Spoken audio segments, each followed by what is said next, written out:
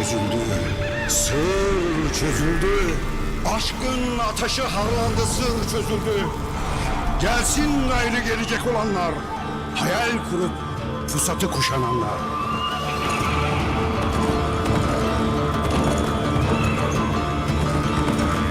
Yol açıp töreyi yayacak olanlar.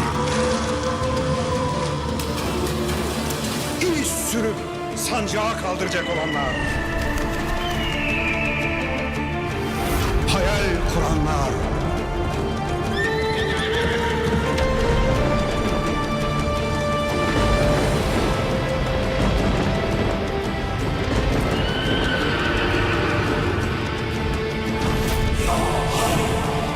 Yol açanlar.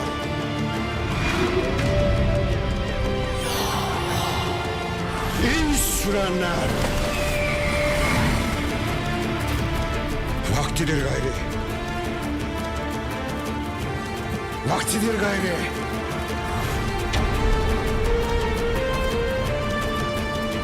Vaktidir gayri. İz sürün. Yol açıp devlet olma vaktidir.